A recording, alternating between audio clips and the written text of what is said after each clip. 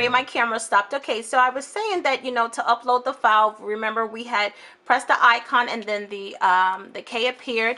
One of the things I want to direct your attention is here. You see the units? This is going to be your guide telling you which size frame that this embroidery machine is taking for this size file. So as you can see, you see one here that's not highlighted, then you have your 4x4 hoop, then you have your 5x7 hoop. Okay, so now that smaller hoop is going to be a 2x2 frame. Okay, now this machine does take a 2x2 frame, but not this embroidery file. So even if you wanted to use a smaller frame, okay, it won't accept it because this embroidery file is too large. So this machine is actually guiding you in what proper tools to use and what proper embroidery frame to use. Okay, and here right there you see the MA poly. Now sometimes this machine will tell you what embroidery thread to use, but it's telling you really what kind of brand to use. You can actually change that to time. You can actually change that to different settings. For the most part, we'll go over that. I don't ever really pay attention to that because I have my own preference of thread and brand that I like to use. Also, the color check. If you press the color check, it's going to tell you the arrows, you know, at what point are you going to change your color, okay? So for the most part, you're going to have 3 color changes. If you notice that it has 1 of 3. If you press the next one, 2 of 3. Press the next one, 3 of 3. So automatically it's telling you, and it shows you at what point the embroidery machine is going to be when that next color change. So let me just go back to it. So the first one is going to give you a thin line, and that's usually your trace out line, and we'll go over that later. Your second line is going to be your tack down line that's going to tack your fabric to another piece of fabric. And then your third line, which is going to be this one, is going to actually embroider, okay? So there's 3 parts to this embroidering this embroidery file. So I'm going to delete that, and I'm going to move on to explaining the next icon. The next icon, it looks like the frame, and once again it's going to prompt you to direct your attention to the embroidery frame, and it's like your reset positioning of your embroidery frame. Okay, so if the frame was actually up there, it would have just simply moved it. Okay, so if you wanted to move your frame back, all you would have to do is just pretty much reset it. Okay, so let's direct our attention to the lower area of this menu, the lowest row. If you see that embroidery frame, that's also going to be your reset positioning of your frame. So let me just pull the machine back, the camera back, so you can direct your attention to both. Okay, so you're going to watch the embroidery unit part, and you're going to watch what happens once I press the embroidery icon. So it just changes it, and it either moves it forward or backwards, okay? Either one of those buttons there, okay? Now, if we direct our attention to the next icon, and it looks like a sheet of paper with a list on it, this is going to be your information that's built inside of your computer. Now, remember when we saw that it had that MA poly? Okay, now let's say that you really didn't care what brand to use, so you didn't want to have that displayed. You can really choose what you want to have displayed by simply pressing these arrows, okay? And it's going to give you brands that you could have displayed. There's Sulky brand, there's Madeira, there's Robeson Anton. But once again, let's say that you didn't care altogether what brands and you didn't really want to focus on that. You would press the top arrow, and it's going to ask you to name the color. So let's say, for example, you had your own color, you had your own brand. For example, you didn't use any of those brands that it showed you. You can then begin to just enter the color there, or the brand, or even the number. Some of them don't even have colors. It's just, you know, listed by the number. Let's say, again, you didn't care about that. You can press it. Now, I generally like to see the time. I want to know how long it's going to take me to embroider something. So ideally, on all of the machines that I have, that is what display. When you get this machine, you can display whatever you want, but for the most part, it is very important for me to know how long something is going to take me to do. So I am going to leave that in the time mode, and I'm just going to go back, and I'm going to press that paper that looks like a list again. And also what I wanted to show you was other things that it can do. Now, it's also going to show you where your embroidery tension is set. If it's too tight, if it's too low. The lower the embroidery tension, the looser it is. The higher the number, the tighter it is. So for the most part, we like a low number so it doesn't have to be too tight because it can affect your embroidery. This embroidery machine have 2 speeds. If you look at this, the lowest, I'm sorry, the last line here, the third line here, it says maximum speed, which is 650 stitches per minute, or the slowest speed is 350 stitches per minute. So I'm just going to switch it to 650 stitches per minute, and that's it. If you wanted to slow your machine down, obviously you would just simply press 350, and that would be the end of that. So that's that part of it. And then we have this. Now you see that looks like a little embroidery machine with a question mark, okay? That's where your built-in tutorials come in, and this is why this machine is absolutely awesome. It's so awesome as a beginner's machine, because if you get stuck and you don't want to watch a CD, you don't want to look it up on the internet, you don't want to read a manual book, this has a built-in tutorial. So for example, if you want to know how to wind your bobbin, you would just press that, and it's going to show you, and it's going to show you in an animated tutorial way that it's going to have 15 sets, okay? So that's the first part of 15. So it's telling you, take it and put it down, okay? And then if I press the arrow, it goes to the next. It's going to tell me to snap it over, right? And then if I go to the next one, it's going to tell me to lift the spool pin up and slide the thread on, okay? And if I go to the next, it's going to tell me to place the thread cap onto the thread. And that is so it doesn't fall off, right? And then if I go to the next, it's going to show me the direction that I am pulling the thread, okay? And then if I go to the next, it's going to tell me the steps. I'm going to place it through the tension guide. And then I'm at step number 7 of 15. It's showing me how to wrap it. And I'm going to show you all of this, but once again, if you don't want to watch this video or you don't have time, it is here in this machine. That's why I love this so much. And then number 8 tells you the next step, where to cut it off at. The next step tells you what button to press. The next step tells you what's going to be happening. The machine is going to start winding the bobbin thread. The next step, stop the machine after it's filled. The next step, cut the thread off. The next step, disengage or deactivate the bobbin.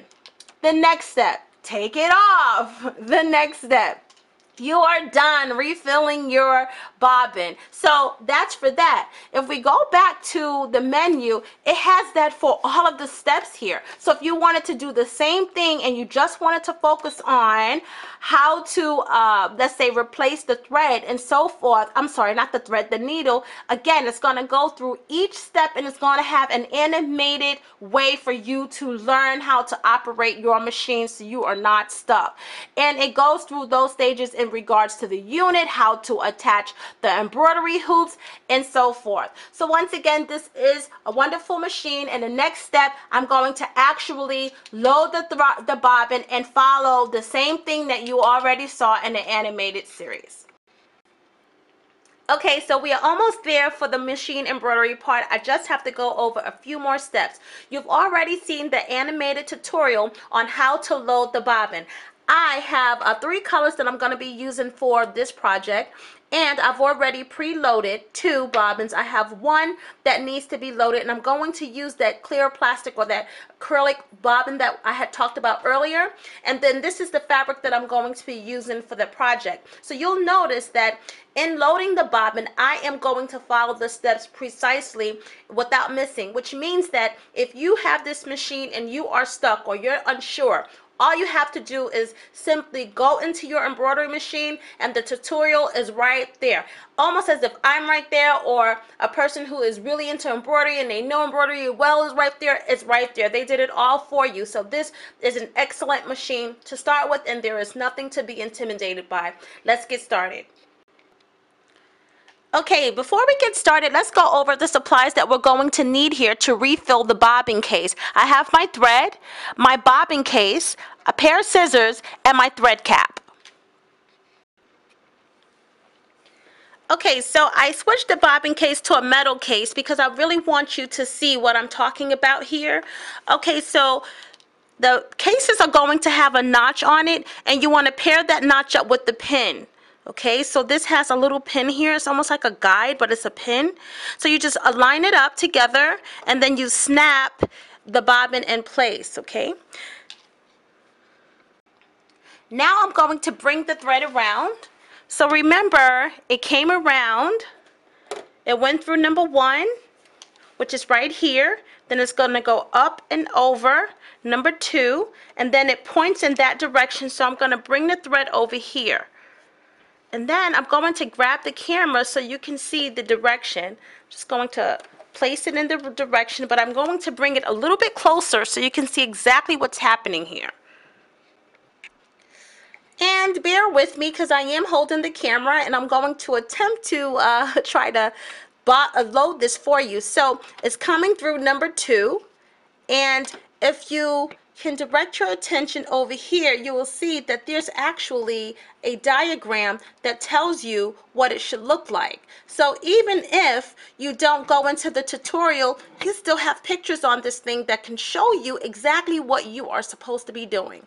Okay, so let's direct our attention back here to the tension guide, and we're going to make it exactly the way it shows on the diagram. It says to go through here, then it says to bring it around here, like so, and then to bring it around. And now we're going to bring it over to where the bobbin case is. Okay, so I'm just going to pull the thread over to the bobbin, and I'm just going to wrap it around a couple of times.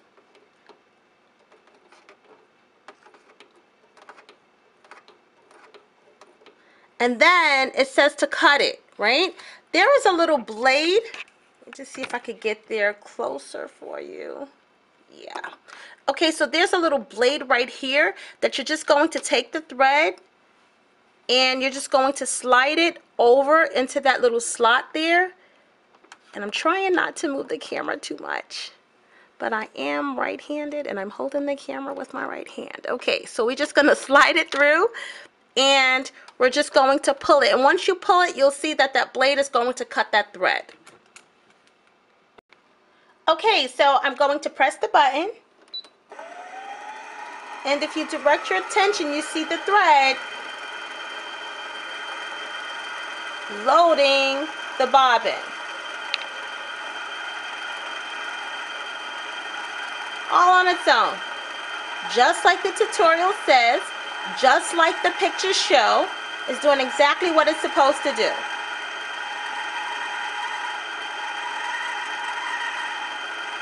It's almost filled, so you'll see it starting to slow down, and it stops. So now I just have to stop it, and then go back over here, disengage it, just like the film showed. Take a pair of scissors, cut it, lift it up, and now my bobbin is loaded.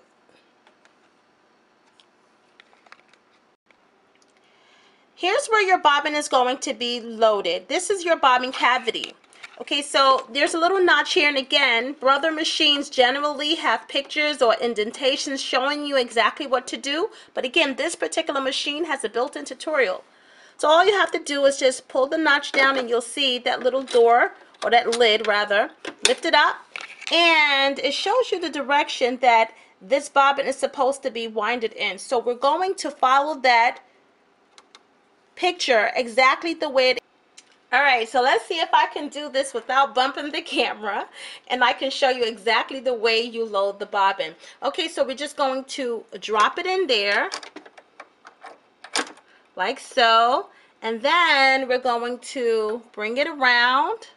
You see, I'm sliding it through that little slot there, and then bringing it on that little track, bringing it around. And then there's a blade right there at the end of that little track that's going to cut the thread. And then I'm just going to put the lid back on, and your bobbin is loaded.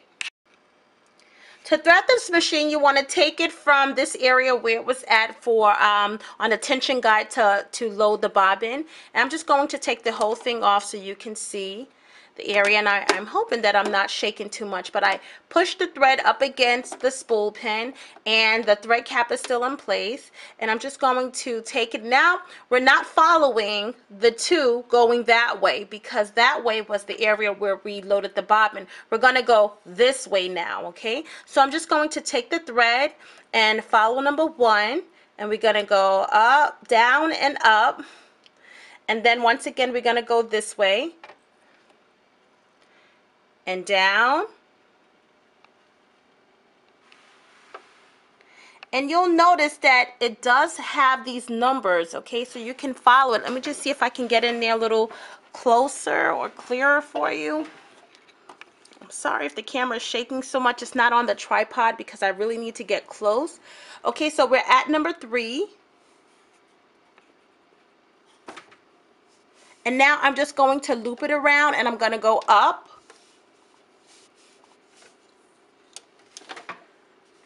and now we're going over number 4,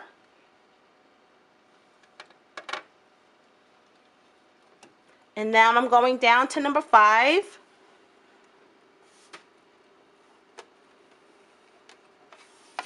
and I really need to zoom in on number 6. So let's see if I could get a close shot of that. Let's see. Yeah, you see that number 6? Number 6 is going to be right here. Okay, and I'm going to show you what you are aiming at. Okay, so you see it's at number 6. Now I'm going to try to do as best as I can without having my fingers in the way, but ideally there's a little slot here, and that's where we are going to place the thread through. Your machine will not work properly if you skip this step, so don't pull it through number 5 and just put it into the needle, because it will not work. So to do that, you're just going to take your thread and slide it through this slot and pull it over to the left, and now you are ready to thread the needle. Now the next step, which is the automatic needle threader,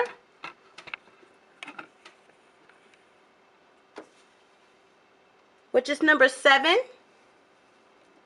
it shows you the direction that you can take the thread. However, that is optional, because once you are at number 6 and you successfully complete number 6, you do not need the machine to thread your embroidery machine. You can now just place it through the needle eye, and that's exactly what I'm going to do. If you would like to learn how to use the needle threader, then all you have to do is go into your tutorial, and it's right there for you. So I'm going to be embroidering my name, or K, onto an apron for me. But before I do that, we're going to grab that hoop. Remember, this is your 5x7 hoop. We're also going to grab the grid. And we're going to use something called stabilizer. Excuse me. This is a paper that will go on the back of the apron, and it will hold the stitches in place onto the fabric. And to apply that, we're going to use some spray adhesive. So the first thing you're going to do is you're going to take both parts of the embroidery hoop, okay? So this is the back part of the embroidery hoop, and this is the front part of the embroidery hoop. Let's also look at what the embroidery hoop is made of. Okay, so these two notches is what's going to click onto the embroidery machine, and I'm going to take it over to the embroidery machine so you can see how it clicks on. But remember, whatever you don't see here, it is built inside of your machine. You do have a tutorial. So basically, what's going to happen now is I'm going to cut a piece of stabilizer off, spray some adhesive onto it, attach it to the fabric, and then I'm going to attach it to the hoop.